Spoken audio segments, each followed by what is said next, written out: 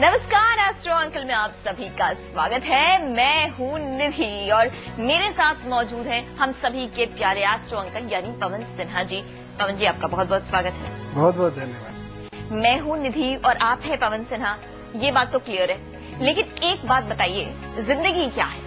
जिंदगी एक फिलॉसफी है स्वयं में, जिंदगी एक पहेली है स्वयं में, जिंदगी मैं बता देती हूँ, जिंदगी एक जंग है, जिंदगी एक सफर है, जिंदगी एक पहेली है, जिंदगी गम का दरिया है और न जाने क्या क्या है। लेकिन मैं मानती हूँ कि जिंदगी हर कदम एक नया इम्तिहान है। बिल्कुल, हर कदम है ना।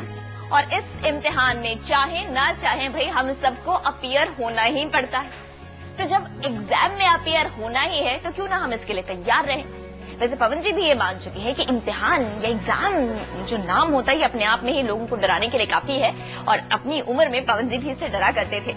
लेकिन आज इन्होंने महारत हासिल कर ली है कि इस एग्जाम के भूत को कैसे भगाया जाए या हम सबको कैसे तैयार किया जाए, इसके लिए ये हमें बता सकते हैं। और बात चाहे बोर्ड के एग्जाम्स की हो या फिर जिंदगी में, हर जैसा हम कह रहे हैं हर कदम एक नया इम्तिहान होता है। आज ऑफिस में कुछ काम है, आज अगर आप बिजनेस में चैलेंज फेस कर रहे हैं, यानी हमें तैयार तो रहना ही है। तो चलिए आज करते हैं तैयारी एग्जाम्स की। पवन जी, एग्जाम का नाम सुनते ही या परफॉर्मेंस का प्रेशर आते ही कोई मेंटली बीमार हो जाता है, कोई फिजिकली बीमार हो जाता है। बहुत विरले ऐसे लोग होंगे जो पास कर जाते हैं उसको बिना किसी मुश्किल के, लेकिन मुश्किल तो हम सबको आती है थोड़ी बहुत। किस तरह से इस एग्जाम फीवर से कोप अप करें? सिर्फ बोर्ड की ही बात नहीं कर रही हूँ, या मैं जनरल तैयारी की बात कर रही हूँ। बिल्कुल, चाहे किसी भी क्लास का एग्जाम हो, बोर्ड का तो डर ज्यादा होता है, बाकी एग्जाम तो सारे एक से होते हैं। और उसके चाहे वो यूनिवर्सिटी के एग्जाम्स हो, वो कॉलेज के एग्जाम्स हो, वो कॉम्पिटिटिव एग्जाम्स हो, वो जिंदगी के इम्तिहान हो, बहुत सारे लोग बहुत बड़े बड़े पोजीशन पे पहुंचने के बाद भी जब प्रमोशन के एग्जाम देने के लिए या इंटरव्यू देने के लिए अपीयर होते हैं तो उनके भी हाथ पैर कांपते हैं। वो सारे लोग जो इंटरव्यूज लेते हैं लेकिन जब उन्हें भी इंटरव्यू देना पड़ जाता है तो वो भी कांपते हैं। होता क्या है, दो तीन बहुत महत्वपूर्ण चीजें हैं। सबसे महत्वपूर्ण चीज ये होती है कि क्या हमने अपने जीवन में रोजमर्रा इम्तिहान की तैयारी की थी या नहीं। ये सबसे महत्वपूर्ण चीज है और बच्चों इसे आप बहुत ध्यान लगाकर सुनिएगा।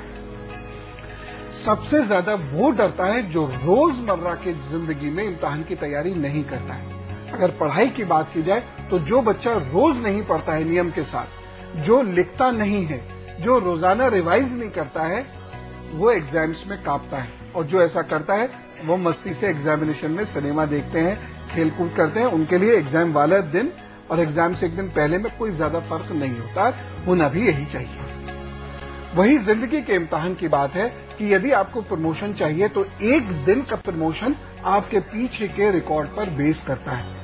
तो यदि आपने पीछे का रोजाना रिकॉर्ड इस तरीके से बनाया है कि रोजाना एक एग्जाम की तैयारी आप कर रहे थे तो उस दिन डर नहीं होगा, अन्यथा डर बहुत ज्यादा होगा। दूसरी एक बहुत महत्वपूर्ण चीज है जो मर्क्यूरियन पर्सनैलिटी में देखने में आती है और मर्क्यूरियन पर्सनैलिटी को एग्जाम के साथ कोप अप करने में बहुत दिक्कतें आती हैं। इसलिए क्या होता है कि मर्क्यूरियन पर्सनैलिटी शॉर्टकट चाहते हैं, किसी की जान पहचान से कुछ हो जाए, मेरी जगह कोई एग्जाम दे आए, या किसी के कहने से मुझे प्रमोशन मिल जाए, नंबर्स मिल जाए, वगैरह वगैरह। वो शॉर्टकट्स होते हैं। वो एग्जामिनेशन से कोप इसलिए नहीं कर पाते क्योंकि लक्ष्य भले ही सामने रहता है लेकिन लक्ष्य के जो पहुंचने के रास्ते होते हैं उस पर उनकी निगाह कभी नहीं होती है। इसलिए मर्क्यूरियन पर्सनैलिटी को सबसे ज्यादा दिक्कत उठानी पड़ती है। वहीं जो मार्शियन पर्सनैलिटीज होती हैं उनके दिमाग में हमेशा एग्जाम एग्जाम एग्जाम घूमता रहता है। वो रोजाना की जिंदगी ऐसे जीते हैं कि उनको किसी भी वक्त एग्जाम में अपीयर होना पड़ता है। इसीलिए मार्शियन पर्सनैलिटीज जो होती हैं वो एग्जाम्स में, जिंदगी का कोई भी एग्जाम, कोई भी प्रमोशन हो, वो उसमें ज्यादातर सक्सेसफुल हो जाते हैं। जी। एग्जाम को कोप करने के लिए अच्छा, अब तो ये चीज हो गई कि भाई जो तो गया सो गया, अब क्या करें। अब तो कल एग्जाम है, इसका बताएं। ज्यादातर लोग अभी भी ये कह रहे होंगे कि जो कर दी गड़बड़ सो कर दी, अब बताइए क्या करें। एक सेंटेंस याद रखिएगा, आज से मेरा जीवन शुरू होता है। ये वाक्य, आज से मेरा जीवन शुरू होता है, इस वाक्य को ध्यान में रखिएगा बस। और यदि पीछे कुछ छूट भी गया है कोई बात नहीं, आज से करेंगे, कल से नहीं, आज से करेंगे। कैसे करना है?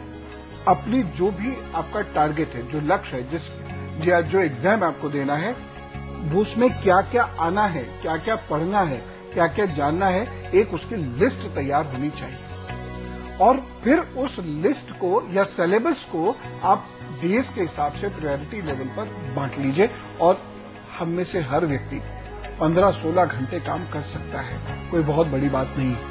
उसको 15-16 घंटे डेली रूटीन के हिसाब से बांट लीजिए। महीने 2 महीने अगर कम सोना पड़ जाएगा तो उससे हम बीमार नहीं पड़ेंगे।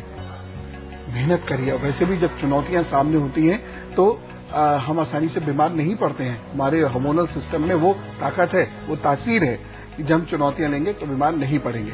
अब उस प्रायोरिटी लिस्ट में से भी फिर एक प्रायोरिटी डेज और टाइम के अनुपात में तय करके उसको पढ़ना प्रारंभ कीजिए।